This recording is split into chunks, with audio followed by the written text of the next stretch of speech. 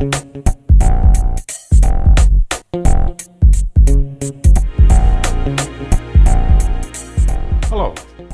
Look, I thought it would be actually useful really to give you a little bit of a recap on using a determinant approach to solve equations.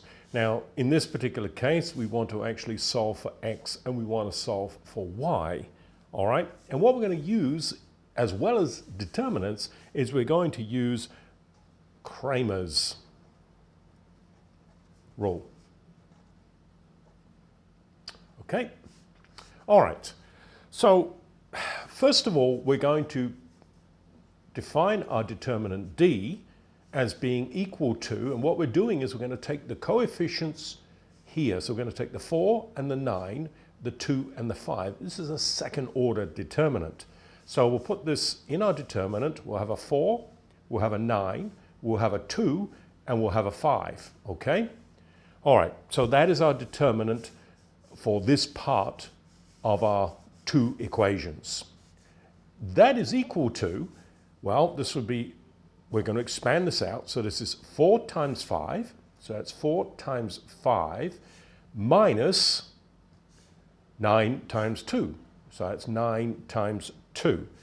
And if we work this out, this comes out to be 2. All right? So our determinant d is equal to 2. Okay. The determinant for x, we'll call it d of x, is equal to, all right, now let's think about this a little bit here. Notice that we have x here and we have a coefficient of 4 and a coefficient of 9 in both of these equations, okay? So we're going to actually replace, when we look at the determinant for x, we're going to replace the 4 and the 9 with the 16 and the 38. So it's the 16 and the 38 that's going to replace the 4 and the 9. So we'll put down 16 and we're going to put down 38. And then these two coefficients here, well, they don't change. And so we have our 2 and we have our 5. Okay? So that's our determinant d of x. And that is equal to, of course, 16 by 5. So that's 16 multiplied by 5 minus 2 times 38. So that's a 2 times 38. And that is actually equal to, if we evaluate that, that's equal to 4. All right. Now, the determinant d of y is going to be equal to, well, what we're going to do here is we're going to replace these two coefficients of y with the 16 and the 38. So these two stay the same. So we've got a 4 and a 9. Replacing the 2 with a 16, replacing the 5 with a 38. Okay? If we evaluate that determinant, what we get then is 4 times 38, and that's going to be a minus 9 times 16. Okay? And if we work this guy out, we will find that comes out to be 8. Now, Cramer's rule says basically x is going to be equal to dx, d of x, divided by d. All right, so that is equal to, well, d of x is 4, and of course d is what? 2, and so that is equal to what? Just 2. So x, you can write it down, x is equal to 2. All right, y is equal to dy divided by d, which of course is equal to 8, and that is divided by 2, and that is equal to what? 4. And so we can say y is equal to 4. So this is really a very easy way of really solving. When we have two equations with two unknowns, we can use a determinant approach to actually solve really for those two unknowns. Now let's look at this example. Here we've got 3 equations, 3 unknowns. So we really want to determine the value of x, value of y, and the value of z. All right?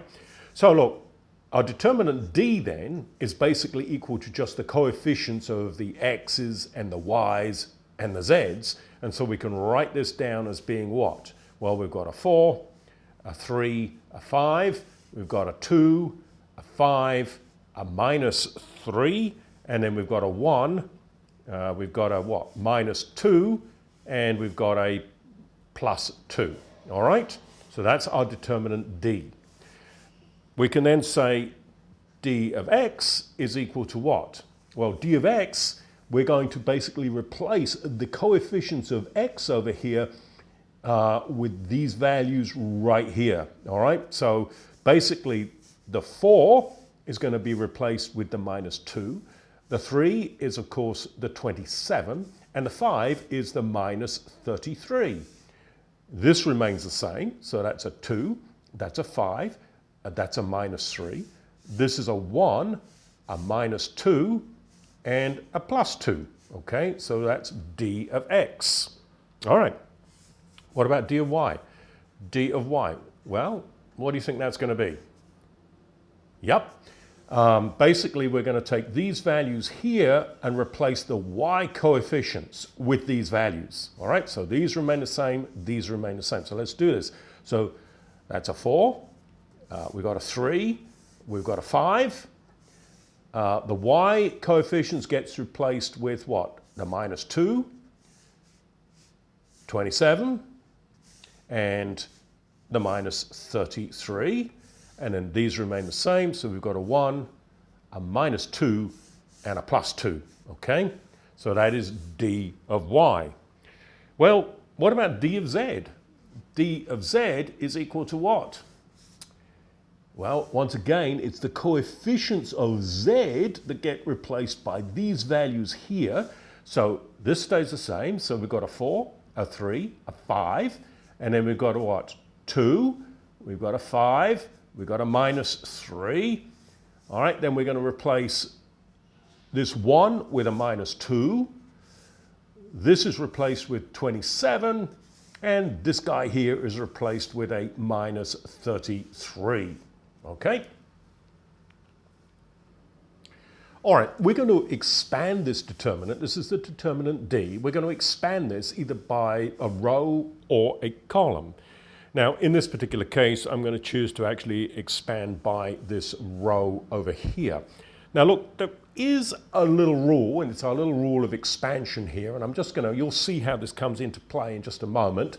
So when we're talking about a third order determinant, this little rule for expansion is that basically our terms go plus, minus, plus, minus, plus, minus, plus, minus, and plus. And as I say, we'll refer to this little rule over here in just a few moments. All right, so we're going to expand then by the top row. So I'll write that down. We'll expand by the top row. All right, let's do this, okay?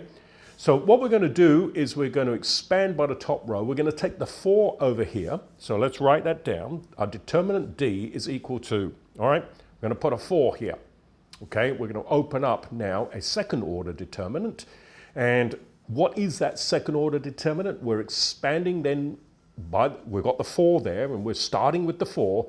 So the determinant now, the second order determinant, the 4 gets multiplied by, is basically this guy here. So let me just show that. I'll use a couple of pencils here maybe to actually show that. And so the determinant then is what? It's a 5, it is a minus 2, it's a minus 3, and it is a 2. All right, so that's that first guy. Okay, the next term, which is this 2 over here, right?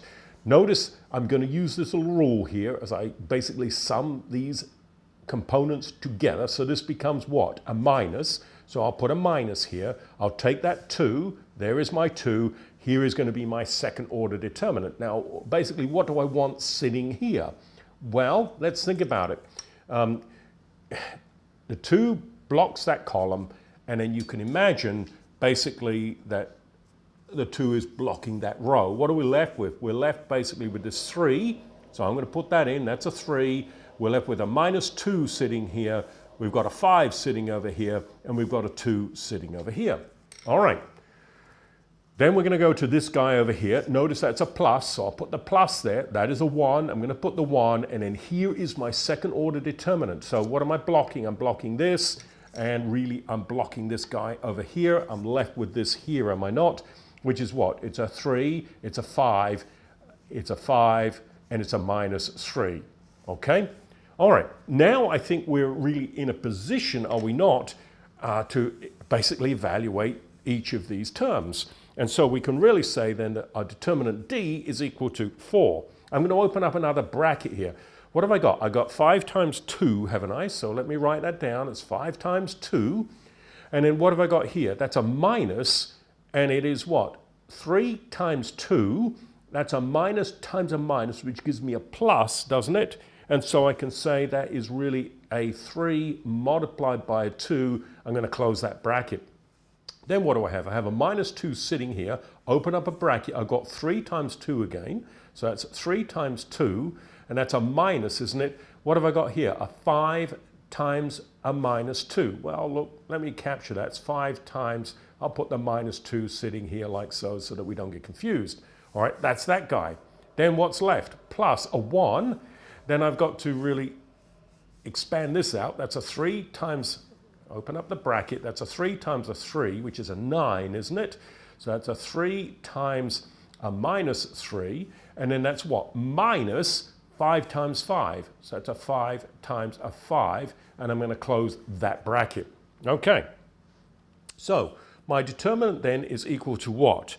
It is equal to 4, bracket here, I'll evaluate this, 2 5s are 10, so that's a 10 minus a 6, close the bracket, then that's a minus 2, that will be what? 2 3s are what? 6, that's 2 5s are 10, but that minus goes with that minus, gives me a plus, so that's a plus 10, isn't it? Close the bracket, then I've got a plus 1, open up the bracket here, what do I have? That's a minus, 3 3s are 9, so it's a minus 9 sitting here. That's a minus as well, isn't it? So that's 5 5s are 25. That's a minus 25, okay? So finally, I can say D is equal to, all right, this gives me what? If I look at what I've got in this part over here, what do I have? I have a 10 minus a 6, which leaves me what? That leaves me basically a 4, okay? And so I've got 4 times 4 is what? That's a 16. Okay, and then what about this guy here? That's a 6 plus a 10, and that's times a 2 with a minus, so it's a minus 32. And then this is what? This is a minus 34, okay? And that means that D comes out to be what? A minus 50. Okay. Why don't you take a break at this point and look, see if you can actually find D of X, D of Y, and D of Z. Look, give it a shot, and when you're ready, come on back and we'll work that together.